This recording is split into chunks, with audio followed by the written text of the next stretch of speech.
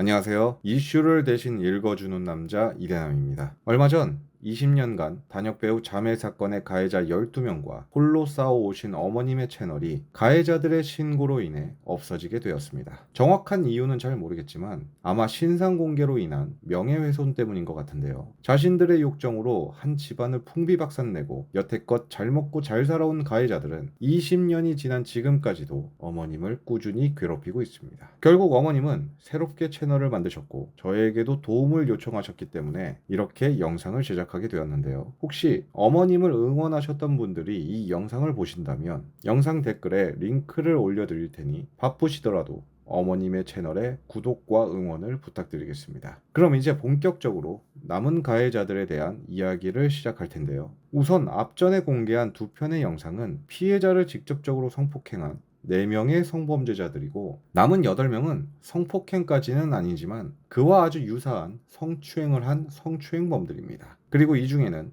20년간 끊임없이 어머님을 고소하는 사람이 한 명 있었는데 그게 바로 최 씨입니다. 최 씨는 당시 보조 출연 반장으로 피해자를 성추행했고 특히 이번 사건이 다시 재조명됐을 때 이 사건을 굉장히 복잡하게 만든 인물인데요. 서로의 주장이 확연히 다른 만큼 이번엔 양측의 주장을 같이 들려드리도록 할 텐데 들어보신 후 구독자 여러분들께서 현명한 판단을 해주시길 부탁드리겠습니다. 먼저 피해자가 주장하는 진술 내용을 보면 최 씨는 2004년 10월 새벽 5시경 일산에서 드라마 촬영이 끝난 뒤 최 씨의 차량을 타고 여의도로 이동을 했다고 합니다. 그러던 중 갑자기 차를 세운 뒤 피해자가 타고 있던 뒷좌석으로 와서는 피해자를 끌어안으며 같이 잠을 자자 했고 피해자는 거부했지만 힘으로 밀린 피해자는 최 씨에게 차 안에서 성추행을 당했으며 같은 날도 촬영이 있었던 피해자는 촬영장에서 대기 중이었는데 최 씨가 피해자에게 다가와서 치마 끝자락을 올린 뒤 피해자의 허벅지를 만지며 뚱뚱하다, 나랑 자려면 오늘 굶고 살 좀 빼라는 언행을 했다고 합니다. 피해자가 주장하는 최 씨의 범행은 만 하루 동안 이루어진 일이며 차 안과 촬영장이라는 특성상 입증을 하기 힘들고 현재는 피해자가 없는 상황이라 진실의 여부를 더욱 판단하기 힘든데요. 게다가 가해자들을 최초로 고소했을 때는 이 최 씨는 포함이 되어 있지 않았습니다. 하지만 시간이 지나고 추가 피해를 알고 난 뒤 최 씨와 다른 가해자 한 명을 추가 고소를 한 것인데요. 참고로 이 추가 고소에 대해서 당시 재조명이 되었을 때 많은 의견들이 있었고 심지어 최 씨가 정말 억울한 사람이라면서 구제를 하겠다고 나선 유튜버들도 있었습니다.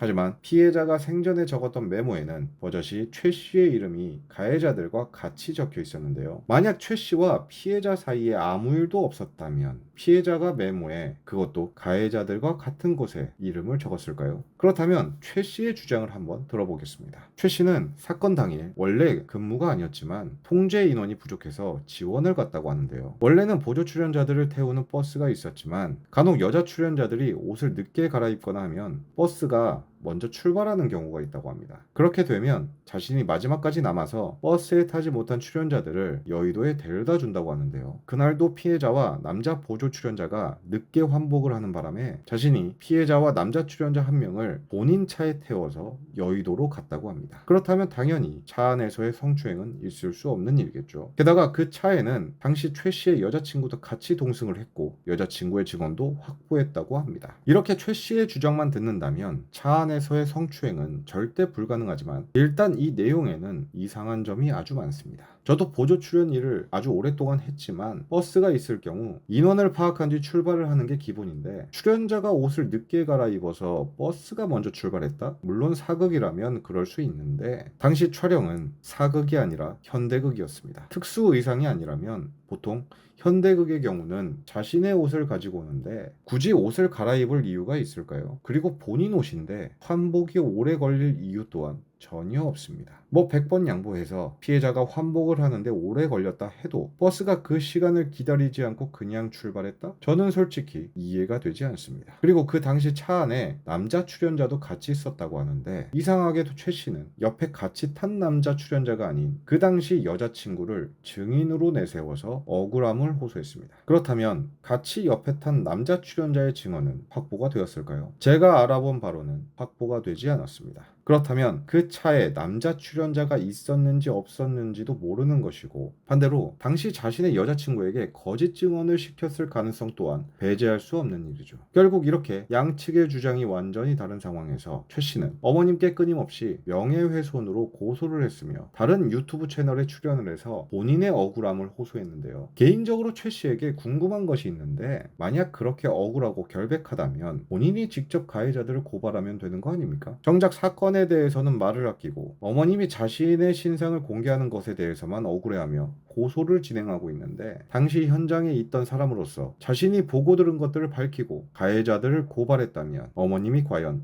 신상 공개를 했을까요? 그리고 파렴치한 가해자들을 고발하고 업계에서 배신자 소리를 듣는 것보다 성범죄자 타이틀이 더 업계에서는 치명타일 텐데, 굳이 이렇게 자신의 억울함만을 호소하는 이유가 뭔지 도무지 모르겠습니다. 심지어 대부분의 가해자들은 업계에서 이미 떠났는데 말이죠. 여러분들의 생각은 어떠신가요? 정말 최 씨가 억울한 피해자라고 생각하시나요? 아니면 거짓말을 하는 가해자라고 생각하시나요? 제가 이번 영상에 이렇게 양측의 입장을 모두 이야기한 이유는, 이제 피해자가 세상에 없어서 진실을 밝히기 힘든 이 논쟁을 이제는 여러분들이 판단을 해주셨으면 해서 최대한 객관적인 입장으로 이야기해 드렸습니다. 추후에 댓글로든 아니면 마음으로든 한 분 한 분 현명한 판단을 해주시길 부탁드리며, 어떤 입장이든 그 의견을 존중하도록 하겠습니다. 끝으로 가해자들의 신고로 채널이 없어져서 다시 시작하게 된 어머님 채널에 많은 응원과 구독을 해주시길 바라며 어머님이 지치지 않게 도와주시길 간절히 부탁드리겠습니다. 오늘의 영상을 마치도록 하겠습니다. 긴 영상 시청해주셔서 감사합니다.